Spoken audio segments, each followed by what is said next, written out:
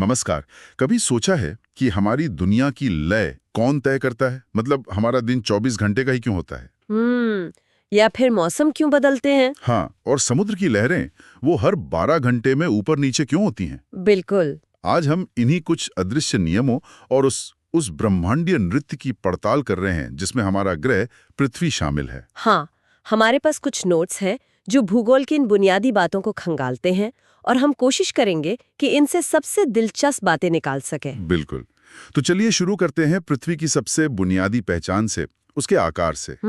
हम सब तस्वीरों में उसे एक एक परफेक्ट नीले गोले की तरह देखते हैं, लेकिन हकीकत थोड़ी अलग है ना? हाँ, बिल्कुल अलग है। असलियत यह है कि पृथ्वी एक आदर्श गोला है ही नहीं। अच्छा। इसका आकार थोड़ा कह सकते अजीब है। ये ध्रुवों पर यानी ऊपर और नीचे से थोड़ी चपटी है। चपटी सा। हाँ, और भूमध्य रेखा पर मतलब बीच से थोड़ी उभरी हुई है। इसे जियोइड या भू आकृति कहते हैं। जियोइड। हाँ, अगर आसानी से समझना हो तो एक थोड़े से दबे हुए संतरे की तरह सोचिए। एक दबा हुआ संतरा। हम्म ओके।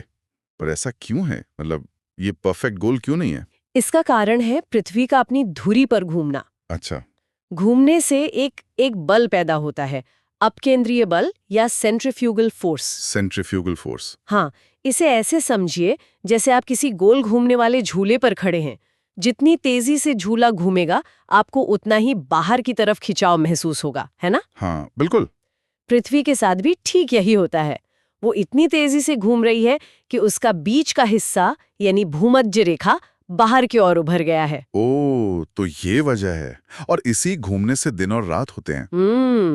लेकिन यहाँ एक दिलचस्प बात है।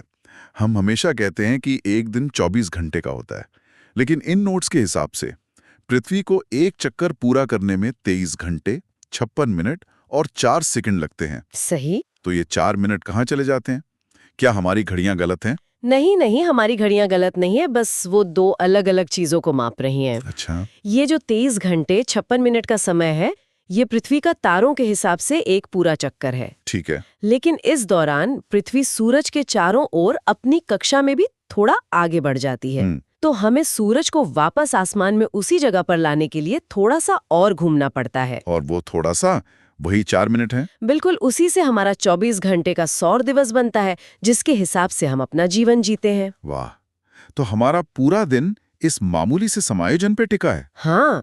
और फिर पृथ्वी की दूसरी गति है सूरज के चारों ओर चक्कर लगाना। इसमें 365 दिन और लगभग 6 घंटे लगते हैं। और यही अतिरिक्त 6 घंटे हर 4 साल में एक लीप ईयर बना देते हैं। बिल्कुल।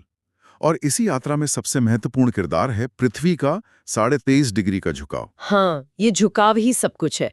अगर ये नहीं होता तो कोई मौसम नहीं होता। कोई मौसम नहीं, मतलब साल भर एक जैसा तापमान। हाँ, पूरी दुनिया में न गर्मियां न सर्दियां, कुछ नहीं।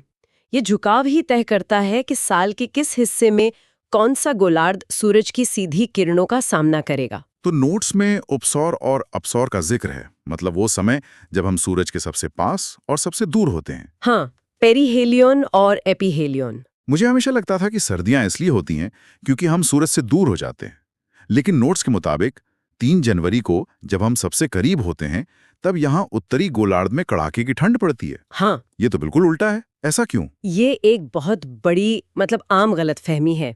ये तथ्य साबित करता है कि मौसमों पर हमारी सूरज से दूरी का असर बहुत कम है। तो फिर झुकाव का ही सारा खेल है? बिल्कुल, असर झुकाव का बहुत ज्यादा है। जब उत्तरी गोलार्ध में सर्दियां होती हैं तो हम सूरज से दूर झुके होते हैं, इसलिए सूरज की किरणें तिरछी पड़ती हैं और कम गर्मी देती हैं। भले ही हम सूरज के सबसे करीब क्यों ना हो। हाँ, इससे कोई फर्क नहीं पड़ता।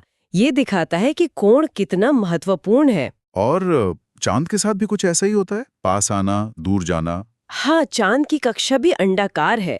जब वो हमारे सबसे करीब होता है उसे कहते हैं उपभू या पेरिजी। और तभी हमें सुपरमून देखने को मिल सकता है। हाँ, बिल्कुल।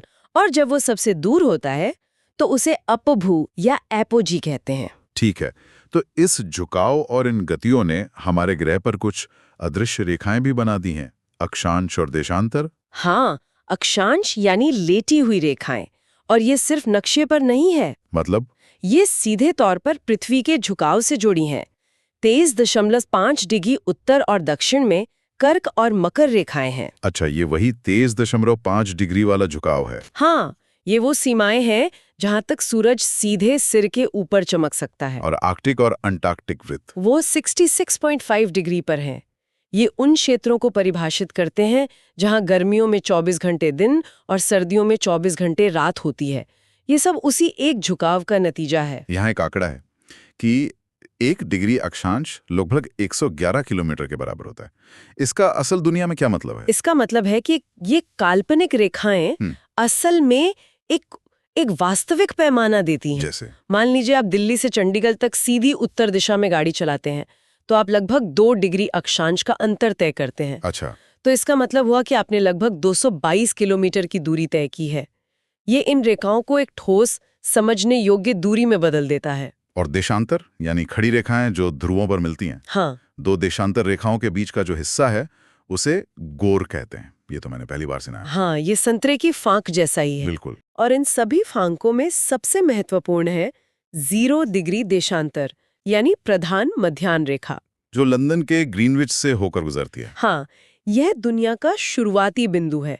यहीं से समय की गिनती शुरू होती है। और समय की बात करें तो ये मुझे हमेशा हैरान करता है कि भारत जितना बड़ा देश सिर्फ एक समय क्षेत्र पर चलता है। हाँ, 82.5 डिग्री पूर्वी देशांतर पर आधारित। क्या इससे असल जिंदगी में कोई अजीब स्थिति पैदा नहीं होती? मतलब पूर्वोत्तर में तो सूरज बहुत जल्दी उग जाता होगा। हाँ, ये भारत में एक बहुत बड़ी और कह सकते हैं लगातार चलने वाली बहस का विषय है। अच्छा। अरुणाचल प्रदेश में गर्मियों में सुबह 4 बजे उजाला हो जाता है, जबकि गुजरात में उसी भारतीय मानक समय के हिसाब से सुबह 6 बजे के आसपास होता है। 2 घंटे का फर्क। हाँ, इसका मतलब है कि पूर्वोत्तर में दफ्तर और स्कूल का दिन बहुत जल्दी शुरू हो जाता है और शाम भी जल्दी हो जाती है। तो इससे तो उत्पादकता और जीवन शैली पे भी असर पड़ता होगा। बिल्कुल, बिजली की खपत पर भी। इसीलिए वहाँ 2 समय क्षेत्रों की मांग कई दशकों से हो रही है। तो फिर होती क्यों नहीं?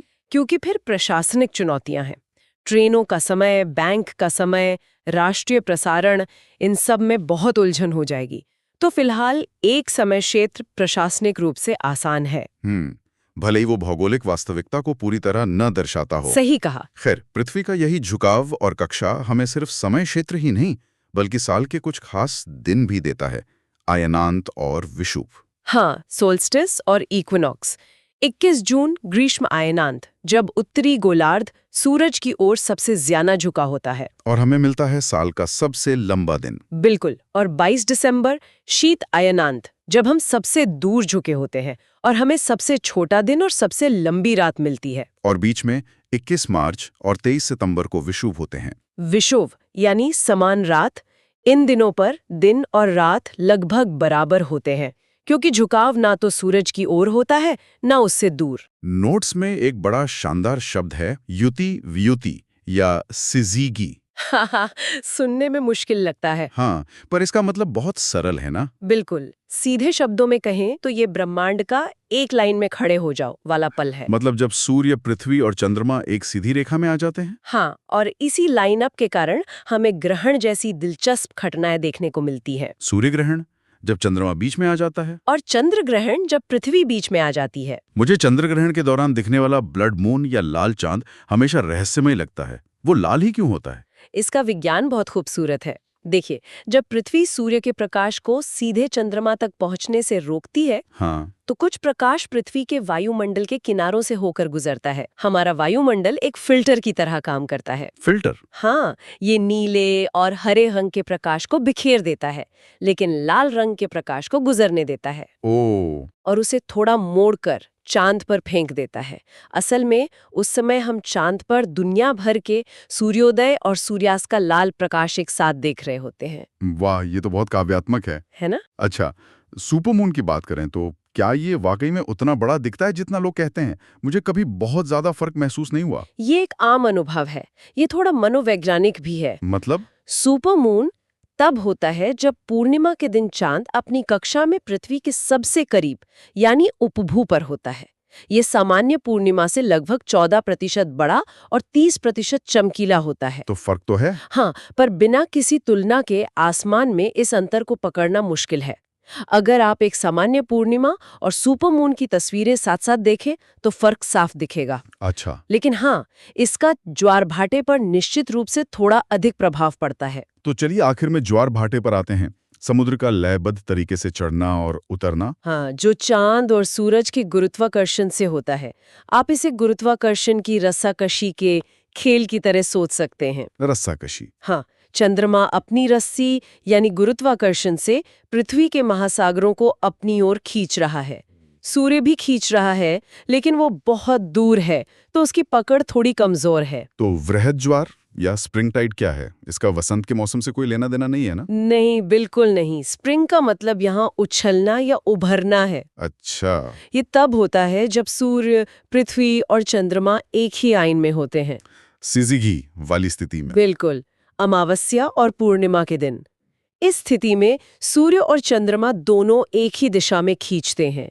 उनकी ताकतें जुड़ जाती हैं और वे महासागरों को बहुत ऊंचा खींचते हैं। और निम्न ज्वार या नीप टाइड? ये तब होता है जब सूर्य और चंद्रमा पृथ्वी के साथ एक समकोण यानी 90 डिग्री का कोण बनाते हैं।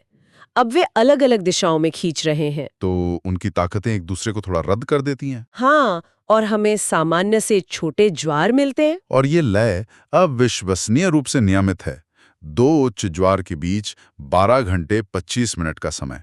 ये इतना सटीक है। और इसी सटीकता की वजह से ज्वारीय ऊर्जा एक बहुत ही आकर्षक विकल्प बन जाती है। क्योंकि हमें पता है कि पानी कब और कितनी ताकत से ऊपर उठेगा। बिल्कुल, अगर हम इस गति को पकड़ सकें, खासकर उन जगहों पर जहां ज्वार बहुत ऊंचे उठते हैं, तो हम इससे साफ और स्थायी बिजली पैदा कर सकते हैं। तो इन सभी बातों का सार क्या है? हमने पृथ्वी के थोड़े पिचके हुए आकार से लेकर हमारे महासागरों पर चंद्रमा के लयबद्ध खिंचाव तक की यात्रा की है। यह एक बहुत ही खूबसूरत याद दिलाता है कि हम एक बहुत ही जटिल और आपस में जुड़े हुए ब्रह्मांडी नृत्य का हिस्सा हैं। सच में, हर एक अवधारणा, चाहे वो अक्षांश रेखा हो या अयनांत, दूसरी से जुड़ी हुई है। सब कुछ एक दूसरे से जुड़ा है। हाँ, ग्रह का झुकाव हमें सिर्फ मौसम नहीं देता, यही झुकाव कर्क और मकर रेखाओं को परिभाषित करता है, जो फिर दुनिया के जलवायु क्षेत्रों को परिभाषित करता है। ये एक सुंदर एकीकृत प्रणाली है। सुनने वालों के लिए एक अंतिम विचार। नोट्स में वृहत वृत्त या ग्रेट सर्कल का उल्लेख है, जो किसी गोले पर दो बिंदुओं के बीच की सबसे छोटी दूरी होती है। हाँ, हम अक्सर सोचते हैं कि एक सपाट नक्शे पर सीधी रेखा ही सबसे छोटा रास्ता है, लेकिन हमारे गोल ग्रह पर ऐसा नहीं है। ये इन सभी अमूर्त भौगोलिक अवधारणाओं का एक बेहतरीन व्यवहारिक अनुप्रयोग है। जैसे एक उड़ान जो दिल्ली से सैन फ्रांसिस्को जा रही है, वो सीधे प्रशांत महासागर के ऊपर से नहीं जाएगी। अच्छा, इसके बजाय वो उत्तर की ओर लगभग साइबेरिया और आर्कटिक के पास से होकर गुजरेगी। नक्शे पर ये एक लंबा घुमावदार रास्ता लगता है, हाँ लगता है। लेकिन हमारे जियोइड यानी संतरे जैसे ग्रह की सतह पर यही सबसे छोटा और सबसे तेज रास्ता है। वाह, तो शायद अगली बार जब कोई अपनी उड़ान के रास्ते को देखे, हाँ, तो वे इस बारे में सोच सकते हैं कि विमान वास्तव में हमारे ग्रह के घुमाव का अनुसरण कर रहा है और उस जटिल प्रणाली के माध्यम से सबसे कुशल मार्ग अपना रहा है जिसकी हमने अभी चर्चा की है।